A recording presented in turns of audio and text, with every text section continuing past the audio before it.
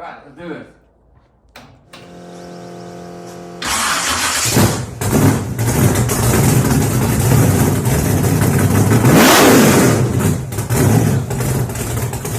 Welcome back to MoFab YouTube channel.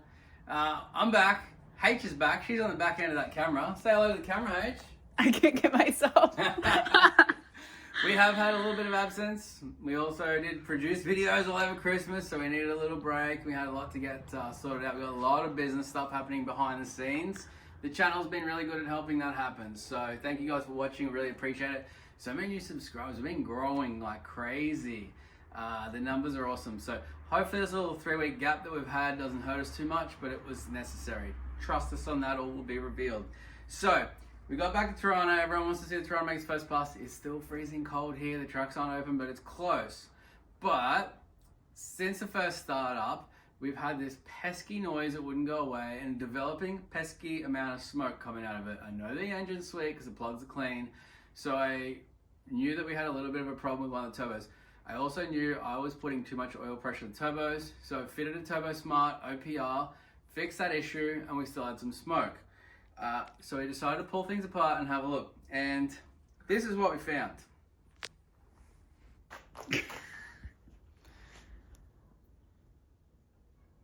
We ready, H? As you can see, we have a completely smashed up turbine wheel. Not good. And that has also created some very hot bearings. That one's gone. Oh my gosh. Don't worry about it. It's out of here. It doesn't want to be here. We don't want it. So it's created the seals to die. It's created the bearings to die. Now, we know what caused it because we found it inside. Let's just put that down there. That's a ball bearing that's been hammered to pieces from this wheel. Now, when I put the turbos on the car, that wasn't in there. The ball bearings are all still perfectly in the turbo, which are in the core, which are much smaller than that. So, unfortunately, it's sad that these things happen. Cars get keyed and people think ball bearings up dump pipes, or down in our case, because our dump pipes run downhill. Note to self, don't make your dump pipes run downhill. We have no idea who put it down there and we don't care. It's just something that happens. Like I said, cars get keyed, turbos get ball bearings put in them. It's killed our turbo. Nonetheless, we reached out to the amazing people at Pulsar Turbo. Big shout out to James. He's awesome. We had a good time at PRI. He had a little bit of a messy one, didn't you, James? Didn't you, buddy? Anyway, but we helped him out, and he's helped us out in a massive way. And as you saw from our other video from PRI, Ryan Martin was giving us a little bit of crap, saying that we're not going to have enough for these 80s. James, so I went straight to James. I said, James, how much are we going to make for the 80s? And he said a little over 2,000. I was like, I need more, James. I need more than that. So he has hooked us up. I can't stress enough. Yes, we are sponsored. Yes, we like them, but they're awesome people and have an awesome product. Buy Pulsar Turbos. Get on their website. Buy them if you're in Australia. If you're in America, give us a call and we'll help you run in the right direction. So, this is what James has come up with. Check it out. Down there, H. That is a Pro Mod 88. Not one. He sent us two. They're an amazing turbo. They will make far more power than that poor little engine can take. So we'll figure that out as we go. But we have one small problem, possibly big problem. It's a big stem without a brake. I'm doing good. That is somewhat a lot larger than what we had. Now, here's where it gets tricky. If we come on over here to the fabulous Torana that you all love so much, thank you for all the support throughout the build. I kept everything under the bonnet. It's a clean look, and yes, it is a Pro Mod car with steel roof and quarters inside a car that looks like a street car. I'm not going to pretend it's not a Pro Mod chassis and it's full of carbon fiber and all the good bits that go into a good race car. It is very much a race car, but it looks like a street car. Now, the turbos, let me just pop the bonnet, the hood as you guys like to call it over here, H.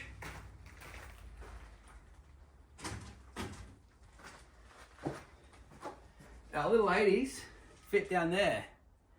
I don't know if you can see that, H. That's where our little 80 mil turbos live. So everything is sleek and under the hood. The 88s don't fit down there. No way. Just not going to happen unless we move a lot of stuff. So we either got to move a lot of stuff and try to figure that out, or they got to sit out the bonnet, the hood, whichever you want to call it, which is not going to look so street car anymore. So we want you guys to write in the comments what you think about that. Now, I'm not going to decide on what you guys say. I'm going to decide on what's practical and doable. But I would like to hear your opinions on, should the Torana race car that still looks like a street car ruin its street car look with two big 88 Pro Mod turbos hanging out the hood? Get in the comments. Let us know what you think. Like and subscribe while you're at it. That's a wrap, H. 0, 1, 2, 3. Let's get started.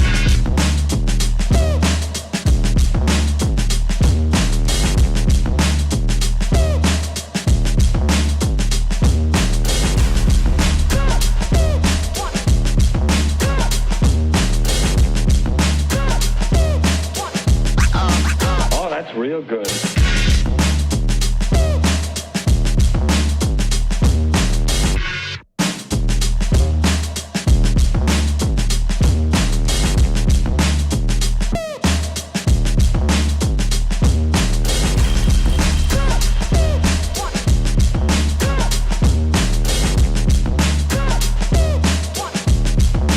You've got to get a hold of yourself.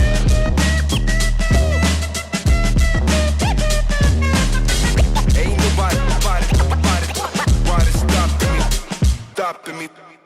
Our 1970 Ford Maverick with a 454 big block Chevy and an 8.8 rear end. What are you excited to do with it, Tristan? Make it a drag car.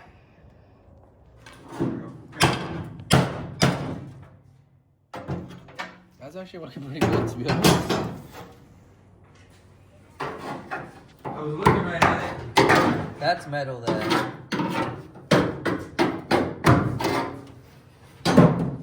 They're sensible tools, Joe.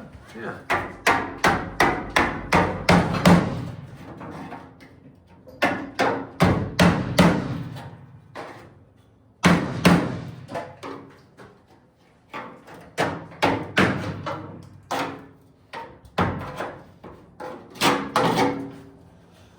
This. You talking about that? Well, at least the bottom where it's on That'll the shaft. come out. No, that's it's like a shaft pile of something. It's a big lot of seam sealer. You like how I got the axles to sit level? I saw that. I thought it was being quite creative. Here, I brought a big guy too in case you want to. Ingenious.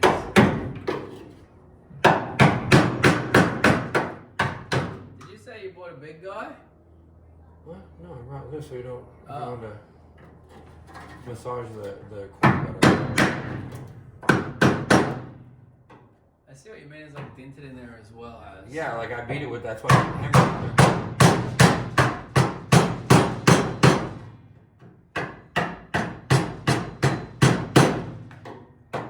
Oh, it's not thick like I thought it was. No, it's literally the metal is like.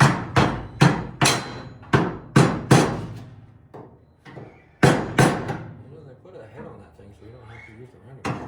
Eh? What? Which bit? What? What am I doing wrong, Chad? Nothing. I just don't want to see you smash a finger again. Nah, I'm good. Again? No. No, I'm good. I What'd like you say? this. Again? Yeah, he smashed his finger earlier on the lathe. I didn't complain. No, I said I didn't want to see you do it again. Oh.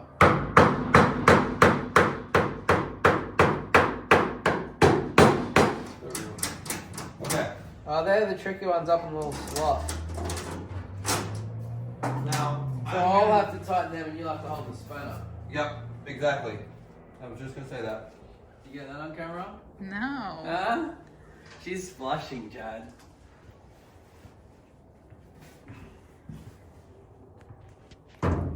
Are those the fancy little pieces you made? Yeah. Fancy. You can't move that fast with cinematic. Huh? Okay, are we where you want it? As far as left or right? Well, I was gonna ask you like, how accurate you want to get. To keep it as much over the wheels as possible, and then as far as left to right, just try to center it. Yeah, I'd go as far forward as you can. Yeah. Yeah. So that way you've got room for fuel pumps and stuff in the back. Yeah. I think that's about as far as we want to go. That puts me maybe a little bit more than 2 inches. Which will put me bolting to the aluminum, not trying to, end up on the edge of the, come up. If we can go aluminum and steel, let's do it. At the front there. Make it a lot stronger. Well, so, yeah. It'll be stronger and it gives you more room at the back. Alright.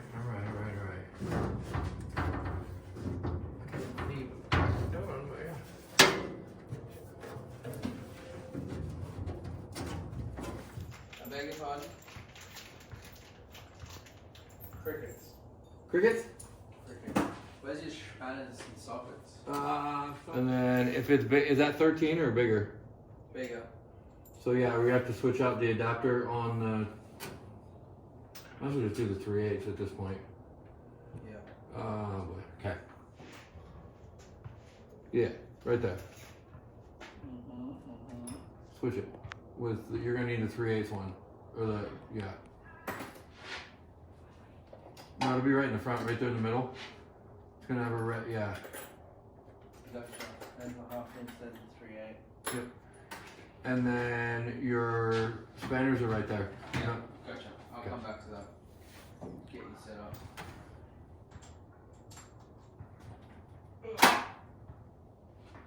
How come everything you got is metric? Because I always had Fox bodies and diesels, so everything was metric. I have one set of standards. They're gonna be. It's alright. This will be enough. So we need a full throttle, Chad. I feel like I'm in tomorrow again. Tomorrow. Yeah. Tomorrow. Tomorrow. I said tomorrow. Chad, act like you're trying to start the car up. Oh, heck. Are you ready when you guys...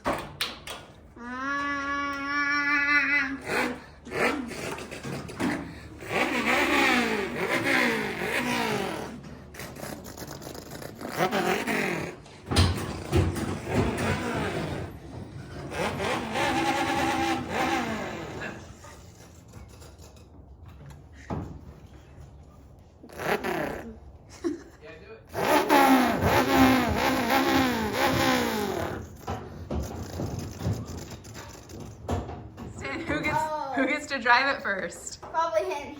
Oh, really? Soon be getting out of me. I thought you were gonna do the first burnout. I wish. You might be able to pull something off. All right. Since we left off, last time we did that, we had any film done.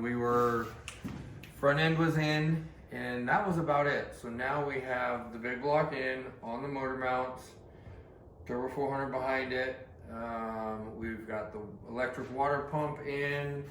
We've got the starter in. The wires are in to their points. We got the aluminum radiator mocking up. Full steering done with rack and pinion steering.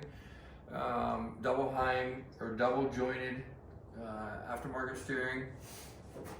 And we got inside, we've got most of the painless ran where it's got to go. The relay box is put in. The wires are ran up for the switch panel. They're all loomed in. Shifter cables are ran, functioning shifter. Coils mounted inside. And then we started working on Oh, I'm So we stepping got- on parts. You're right. the 8.8 is underneath and mocked for tire clearance. We're going to take 3 inches out of the long side as commonly done. And then Summit was kind enough to make us a bolt-in kit where we just got to tell them the length of the axles and we'll be done with that. So then we move up today. Mr. Luke was kind enough to give me a hand and we made an aluminum panel with some spacers. How do you say that? Aluminum. Can't say it like you did. Aluminium. Aluminium. Yeah, we got some aluminium panel made, and we bolted that in, and then he made me some 2-inch spacers so we can pull it up off there. And she's mounted in, ready to go. We got the dead switch put in, we got the battery box location, and we're gonna start running some wires and fuel lines. And yeah, shortly we should hear the motor soon. Very close. Okay, so the parts of the Maverick that I'm super excited about is I'm a tech geometry suspension guy. This small car we haven't weighed yet, but we will scale it as we go through the build. This thing is going to be really light. That's great. Advantage 1. Advantage 2. That's a big block Chevy there, which in my Monaro is a whole big chunk of metal that sits really, really far forward. And it takes a lot to get it up off the ground and work on no prep. But that is way back. Look at that room. The big block Chevy sits so far back in this car. Thirdly, we have a long travel strut kit that's available off the shelf to bolt straight in. Perfect for no prep racing. Moving along, we've got a 103-inch wheelbase. Absolutely perfect for drag racing. We have a leaf spring setup that's the same as a Mustang, which is, again, perfect for no prep racing once we put our Motorfab suspension kit in there. And then here's the kicker. Down the back here, there is literally almost nothing behind the back axle. The whole car is like squished to the back. It's like built to be a no prep car. Look at this little boot. Trunk, as you guys say. This little boot is like, it's all up the front, nothing down the back. All the weight is perfectly distributed for no prep racing. 103-inch wheelbase, leaf spring, super light. This thing is going to be a budget rocket.